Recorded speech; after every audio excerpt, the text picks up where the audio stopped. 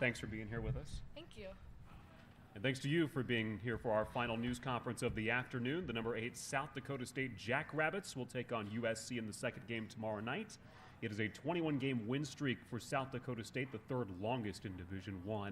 And joining us this afternoon are student athletes Peyton Berghard and Summit League Player of the Year Maya Selland. Questions for the student athletes. We'll begin with Mark in the second row. Hello. Hi.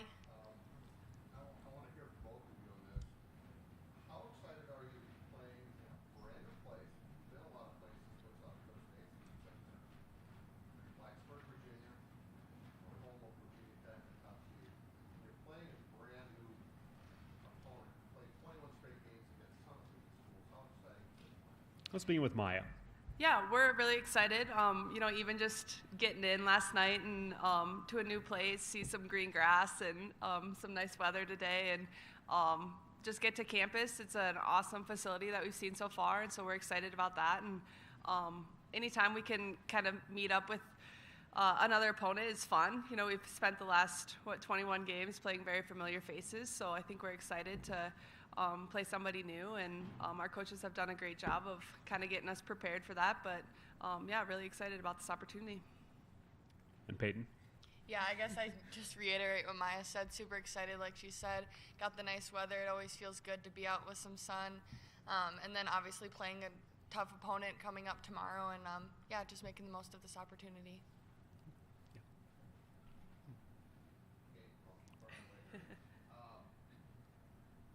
How difficult is it, to take that question a step further, how difficult is it to prepare in a short period of time for somebody you know? Let's stay on Peyton here. Yeah, I think it's just what this time of year is about. I mean, you know that you're not going to know maybe a day, 2 days before the team or your opponent you're going to be playing. So really just taking every practice that we can, taking advantage of it, locking into our scout, listening to what our coaches have to say, and just leaning on each other and really focusing on the stuff that we can control. Come to Mark in the front here. We'll continue to use the microphone. We'll see if it comes back into play. Hi, Mark Berman of the Roanoke Times here in Virginia. Congratulations. For Tech fans that are going to be showing up for the early game tomorrow to see the Hokies, do you feel like it would be worth their while to stick around to watch you guys play? Will that be a fun experience? Let's stay here.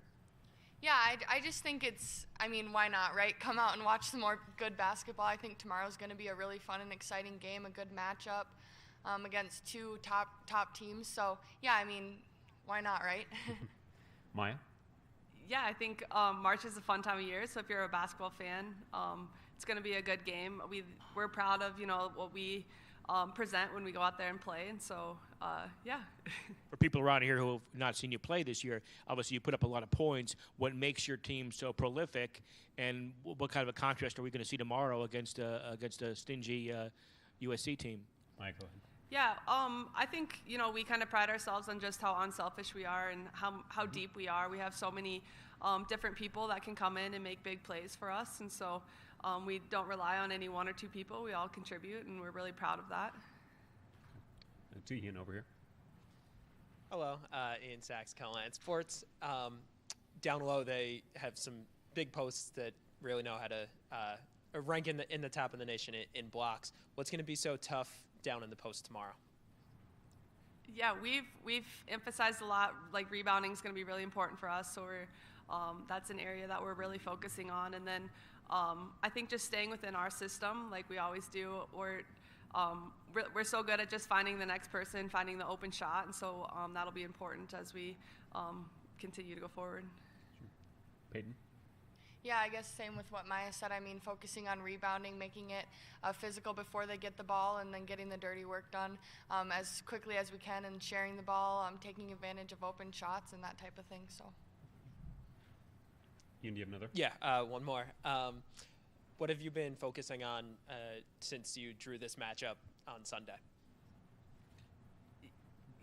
Yeah, same that we just. Rebounding is going to be really important for us. Defending is going to be important, and those have been keys for us all year. And then getting out and running in transition, and like we said, sharing the ball, doing what we do best on offense. But those were two big keys that we're kind of focusing on. Andrew Holton, Brookings Register. It is kind of contrasting styles between the two teams. Is that something where you guys kind of want to get out and run and kind of control the tempo? Let's go to Peyton. Yeah, I think it'll definitely be important for us to take advantage of situations like that, but also to not get sped up. They're really good defensively, so it can happen a lot where you get going fast or you think you might have an open shot, but really just sticking together, not making it a one-on-one battle, and just playing team basketball will be important for us. To Mark. As the two seniors that have been with the program all the way through, and South Dakota girls, by the way, which I think is pretty cool, how exciting is this for you to both finish your careers on this grand stage? I'll start with Maya. Yeah, it's exciting. I think this is, it's been a while since we've felt like this, and coming into a tournament with this much just excitement. And so we're excited. We've talked about this season a lot of just how we wanted to leave the program, and so we're excited, and we're definitely going to make the most of it. Yeah, it's super exciting. I mean, just playing on a platform like this and representing South Dakota and South Dakota State like this is a super awesome experience, and we're here to make the most of it. So, Second row. Matt Zimmer, Sioux Falls Live. Ladies, a lot of people were speculating you might be an 11 seed or a 10 seed or something like that. You ended up getting a 9. And then at this morning's press conference, listening to USC's players talk, they clearly have a lot of respect for you guys. They were well aware of your guys' accomplishments. Do you like that you've kind of earned that level of respect, or would you almost kind of like to fly more under the radar and have people doing the who the heck is South Dakota State sort of thing? We'll stay here with Peyton. I think it just says a lot about just how much work we've put in as a program to get where we are, to earn that respect from the media, other teams, and to be able to receive that number 9 seed.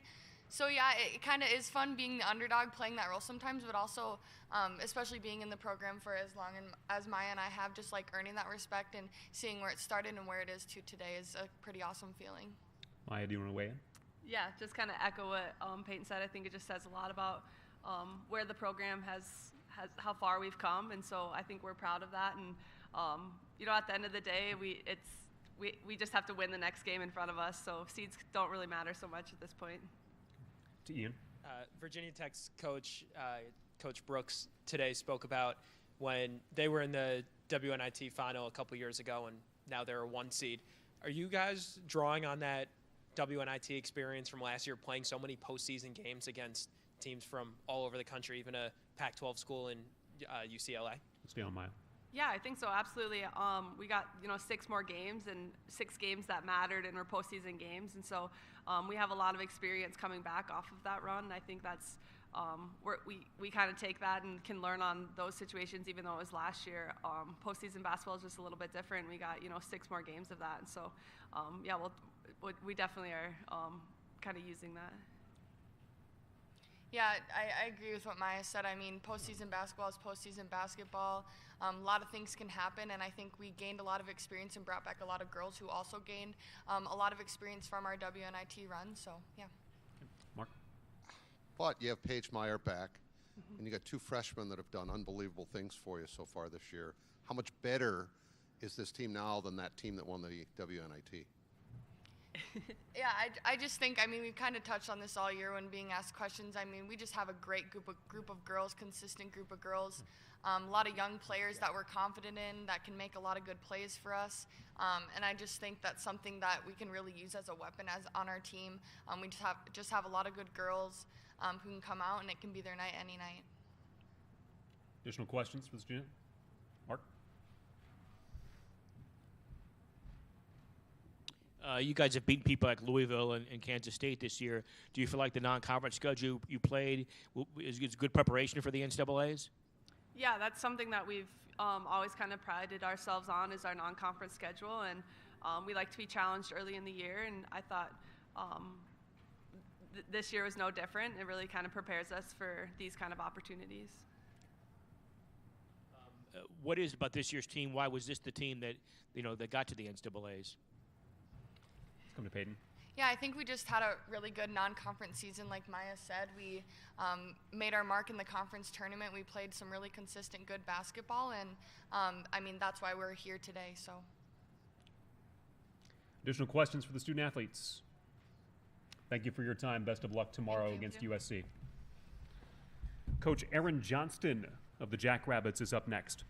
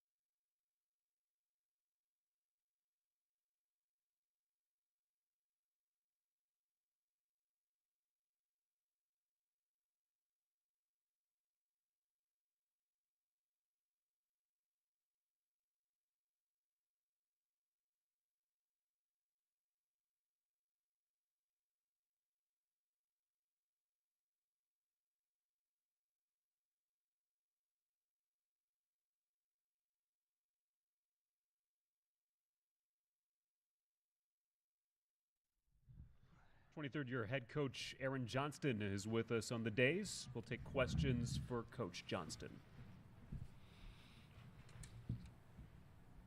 23 years? Wow. He says it must be true. Wow, that doesn't seem possible. All right, in those 23 years, and especially in the time since you went D1, you've been to some pretty cool places with your team all over the country and played. What's it like to be in a brand new place and also with this year's team playing a brand new team?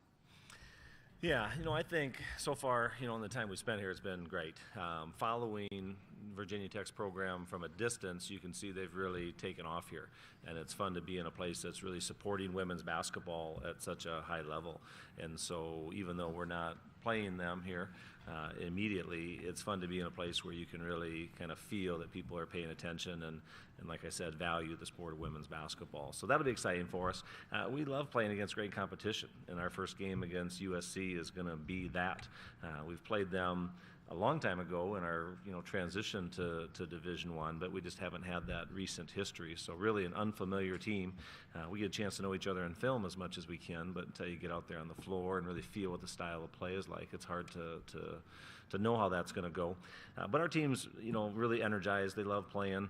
They love playing in the postseason. The NCAA tournament is obviously the goal, and to be back at that level again is really exciting for everybody.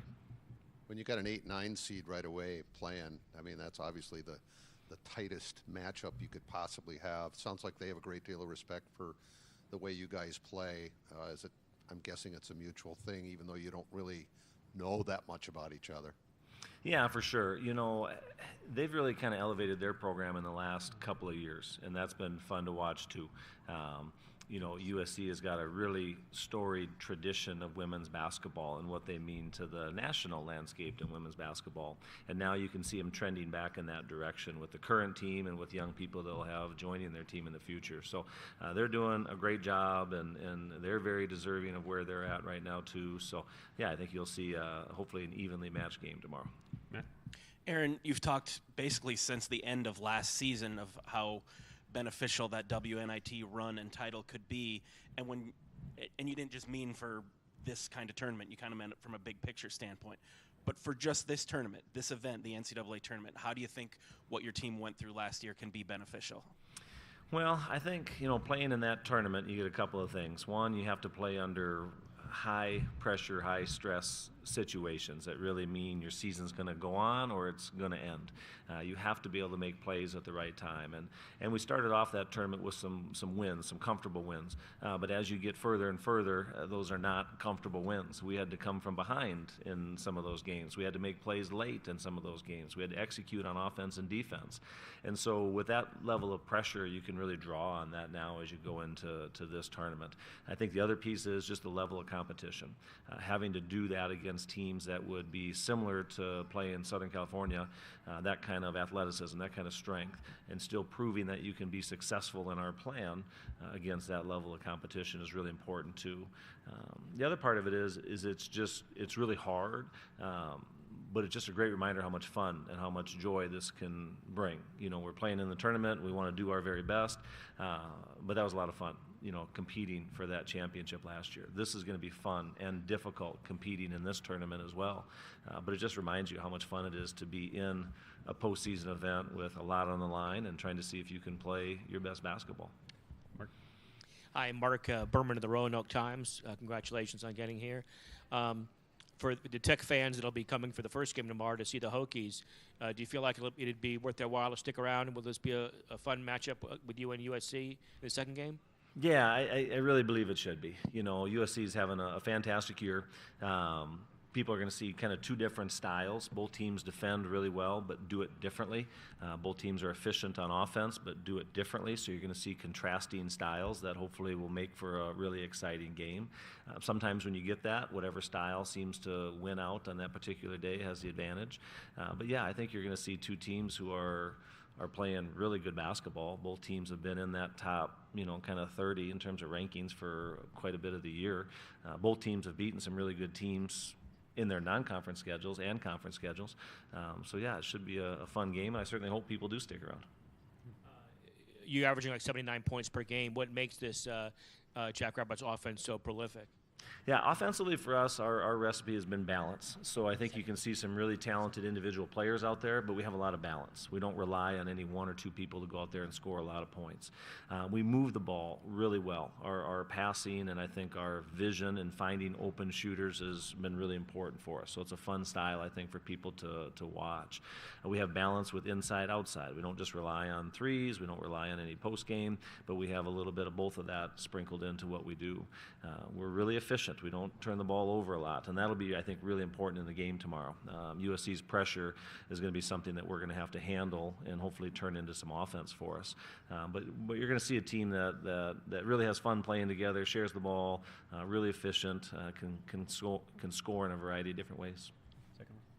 Hey, Aaron. With the contrasting styles, do you think that benefits your team, or does it kind of make it tougher for you guys?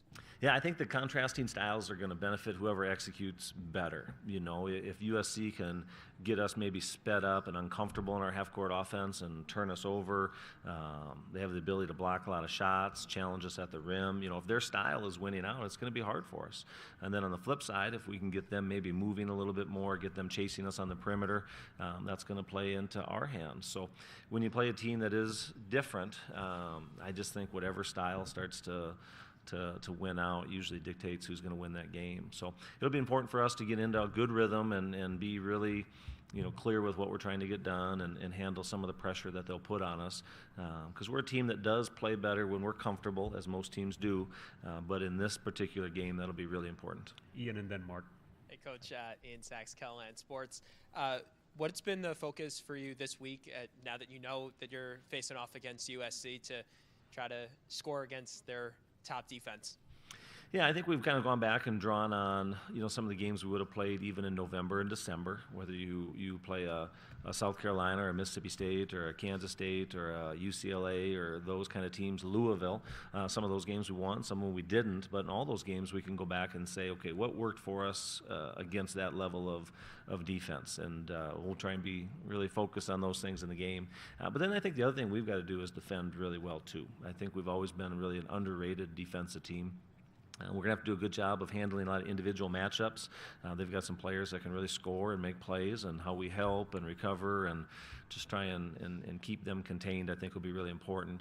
But, yeah, I think we'll draw on a lot of the games that we've played throughout the year, and some of them are really similar in terms of style of play, and we had some success there, so we've got to try and build on that. How comforting is it for you to have three seniors that have been here before, Drew with Utah, and do you think that maybe gives you a little bit of an edge, since although Southern Cal has a couple that have been in the NCAA tournament, but as a team they've never been here? Yeah, you know, I think Maya, Peyton, and Drew have been about as good a leaders as we could ever hope to have throughout the year. They've been as steady, as consistent. They've played at a really high level. They're incredibly poised on the floor. Having those three has been an amazing asset all year, and I would hope and imagine it'll carry over into the tournament, particularly, I think, in those pressure moments in a game. You know, because there's always those moments where you've got to either come back from being a couple baskets down, or you've got to be able to handle a good run and maintain it. There's always those pressure moments. And in those moments, that's where your leaders really shine and really give you a chance just to calm everybody down and keep everybody, you know, in the right place mentally.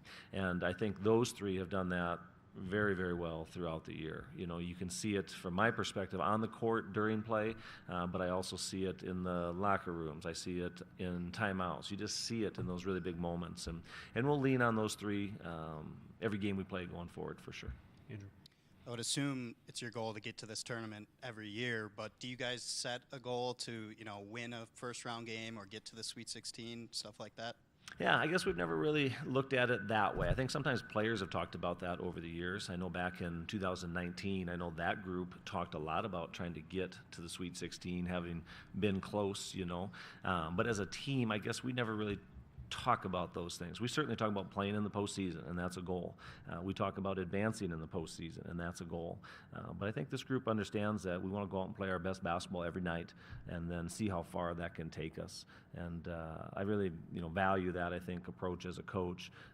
But certainly players can add in some of their own goals as they go, and that's fun too, and they have a chance to pursue those. Additional questions for Coach Johnston? Okay, best of luck tomorrow against USC. Okay. That will conclude our news conferences for the day. The South Dakota State locker room is open until 4:15. You're still looking to get in and get some interviews there. Thank you for your time today, and we will see you all tomorrow for first round games.